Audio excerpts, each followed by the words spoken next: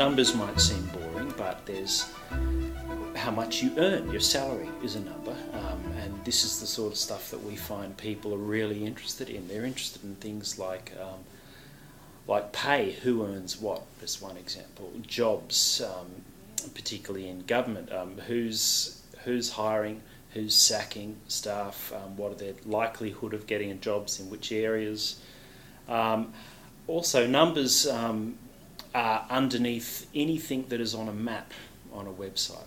So if we want to create good-looking data interactives that involve maps and show things of interest where people live, or highlight things geographically, then usually there's a complex set of data underneath that, or maybe a simple set of data that we need to be able to manipulate and play around with.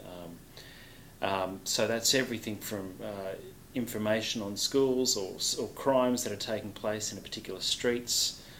This is all stuff that we can gather through various means from government agencies. Sometimes data that they will happily give us, and sometimes data that they don't want to necessarily give us, but we'll get it anyway. Look, a lot of journalists are afraid of numbers. That's why people like me are there, so they can come to us and get some guidance on how can I use this really good data set to tell a better story. And that's a large part of what we do. We take those numbers and we try to help people dig out the real bits of information that might be buried inside them. But there's no reason to be intimidated by them. It's just another means to tell engaging stories to people. On a micro scale, we look at trying to find stories in data sets. Where data sets are available and where they aren't available, we try to build the data sets. What that means is we look at information that comes out publicly and we search for stories in that information, and sometimes we go searching for that information in ways that are quite different from the ways that journalists would normally search for information. We use computers in ways that are non-traditional in the newsroom.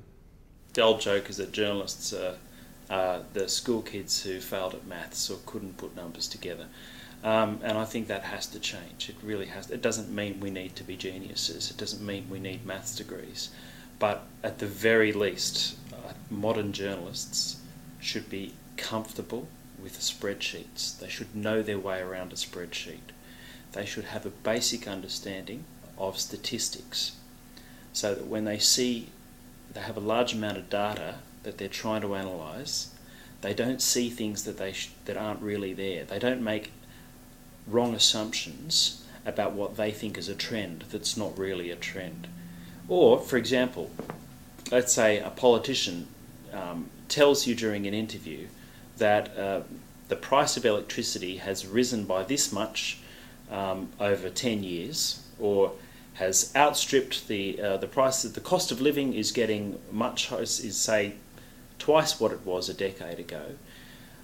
A good journalist these days should be able to double check that from primary sources, look at inflation data, look at consumer price index data, and just be able to tell exactly what has happened to the price of a particular good over a particular period of time. That involves a little bit of skill in managing data, a little bit of basic nous in statistics. It's not complicated mathematics, but it's the sort of stuff that journalists should be able to do just to check that what they're told is true. My bachelor's degree is in creative writing and poetry. All right? Nobody is less prepared to do work with numbers or computers than I am. But I worked for 2 years as the banking and financial services reporter for this paper. I worked for 2 years as the deputy editor of our business section for this paper. I worked for 1.5 years as the state economics editor for this paper. You can do amazing things in the media if you have a couple of skills. I could write when I came here, passably well. But to really shift the goalposts, you've just got to cop it. There are skills that you're going to have to pick up. You got to become comfortable with numbers. You got to become comfortable, in my case, with computers. You got to become comfortable in places that maybe aren't the typical things that journalists do. Now that's not, I mean, I shouldn't say you have to, right? Obviously, just telling great stories, great human stories, is never going to go stale, right? It's a beautiful thing. And a story that's based on numbers or a story that's based on data is going to go nowhere if it doesn't have a beating heart, right? That goes without saying. The results are always there when we use data well and visualize it well, compared to when we just report it straight in text. They don't compare. It's almost always worth your while trying to do something to sex up numbers. Because they need sexing up. Numbers do need to be sexed up and transformed. I mean, typically I get involved when there's a large data set. When there's just a small set of numbers, anybody can understand them, and it'll be a little bar graph or something.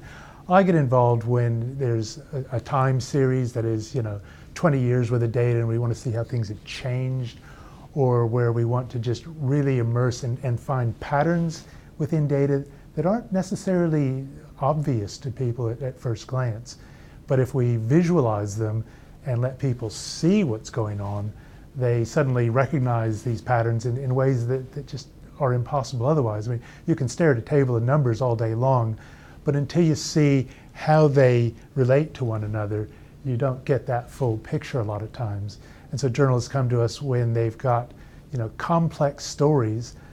We help them simplify those so that they can tell an understandable story.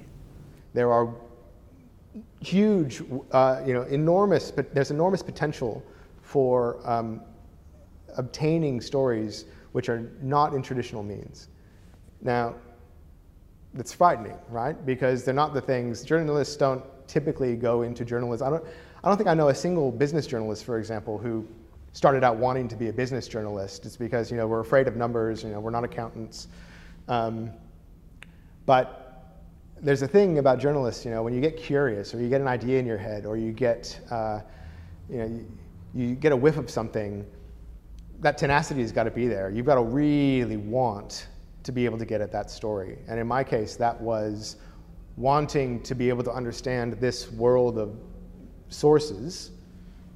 Wanting the internet to be my contact book meant that I had to completely retrain my brain from being a writer to somebody who could at least approach a computer as something that was going to do my work for me if I could just tell it how to do it in just the right way. I think it's really important not to be frightened of spreadsheets. You should learn how to use them, play around with them, experiment, because they transform meaningless data sets into a story, into a trend. Perhaps the simplest way to explain it is, if you are given a set of data that involves 200,000 figures, it will be beyond your comprehension, beyond anyone's comprehension. How will you find the highest figure? How will you find the lowest? You need to be able to do this, and the only way to do it quickly is through a database or through a spreadsheet. I mean, don't get me wrong, this stuff's fun. And I get as excited about data stories as reporters do about, breaking news and exposés.